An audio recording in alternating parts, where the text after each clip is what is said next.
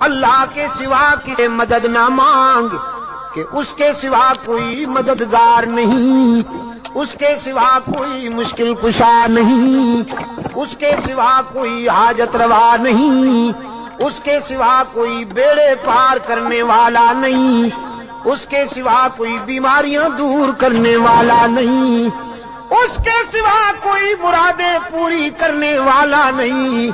جب مانگنا ہو تو اسی سے مانگ، جب رونا ہو تو اسی کے در پہ آنسو بہا، جب دامن پھیلانا ہو تو اسی کے در پہ دامن پھیلا۔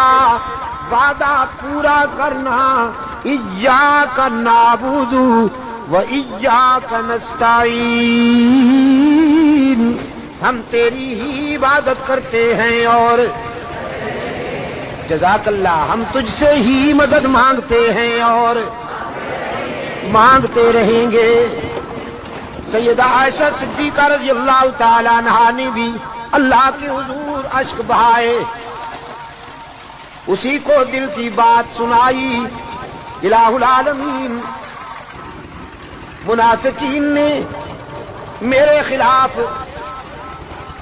جھوٹے الزامات عائد کیے ہیں، میری کردار کشی کی مہم چلا رکھی ہے۔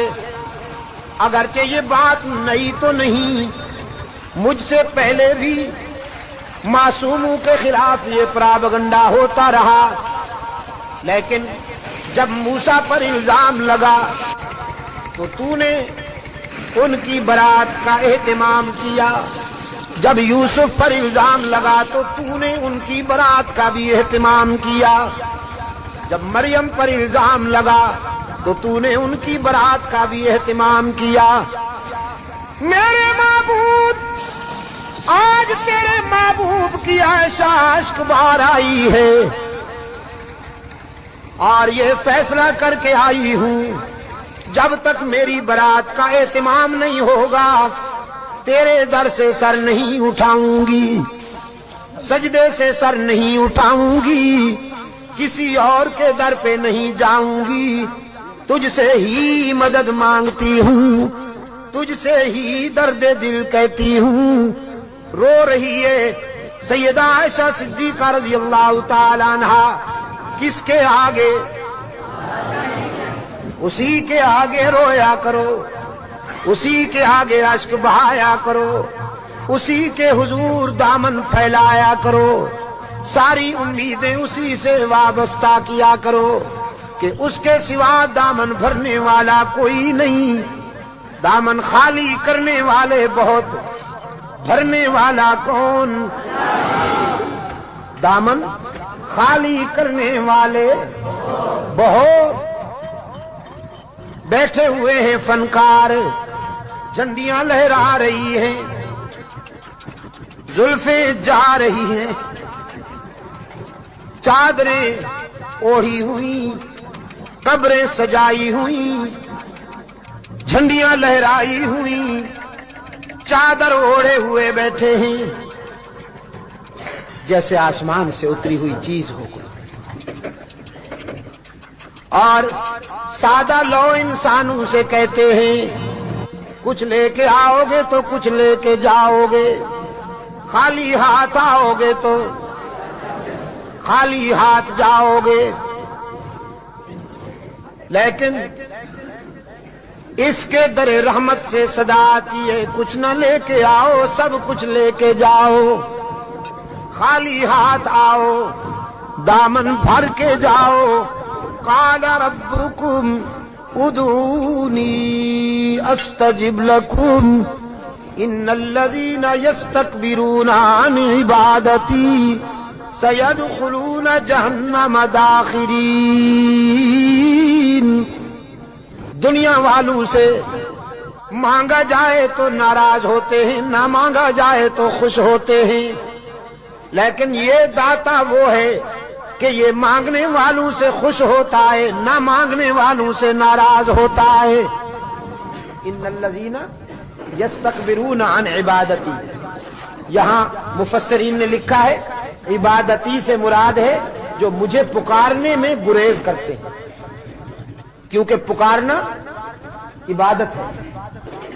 پکارنا پیرا مدد کر، شرک کی طرف کی طرف شرک کی طرف، کیونکہ پکار عبادت ہے، پکار قال ربکم ادعونی استجب لکم، تمہارا رب کہتا ہے مجھے پکارا کرو میں تمہاری دعاؤں کو قبول کرنے والا ہوں، ادعونی استجب لکم، مجھے پکارا کرو میں تمہاری دعاؤں کو قبول کرنے والا ہوں، ادعونی ان الذین یستکبرون عن عبادتی، یقیناً وہ لوگ جو مجھے پکارنے میں گریز کرتے ہیں،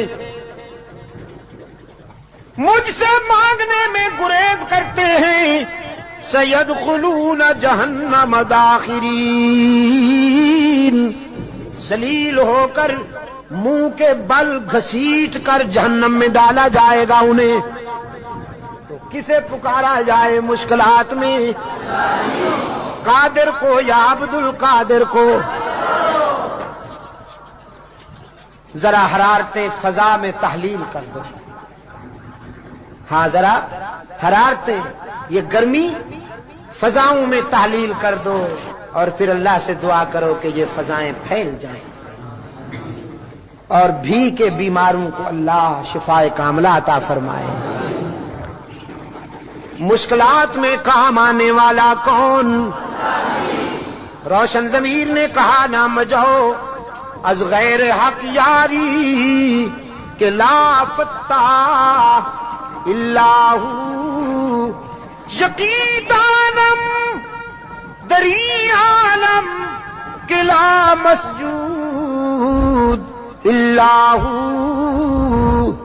ولا معبود فی الکونین لا موجود اللہ، کوئی مانے یا نہ مانے لیکن میرا تو ایمان ہے کہ اس کے سوا پوری کائنات میں کوئی مسجود نہیں، اس کے سوا پوری کائنات میں کوئی مسجود، نبی مسجود، رسول مسجود، تو پھر کاماں والی سرکار کیسے مسجود ہو گئی؟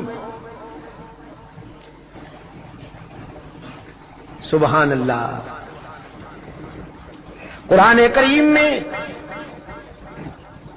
جگہ جگہ پر فکر انسانی کو متوجہ کیا گیا ہے کہ نیاز مندیاں، اپنی جبین کی نیاز مندیاں اللہ کے لیے وقف کرنی ہوں گی۔ فرمایا لعن اللہ الیہود والنصارى، اللہ کے رسول صلی اللہ علیہ وسلم نے فرمایا یہودیوں پر، نصرانیوں پر اللہ کی لعنت۔ کیوں؟ اتخذوا قبور انبیائہم مساجدا، کہ انہوں نے نبیوں کی قبروں کو سجدہ گاہ بنا دیا۔ نبی کی شان زیادہ ہوتی ہے یا ولی کی؟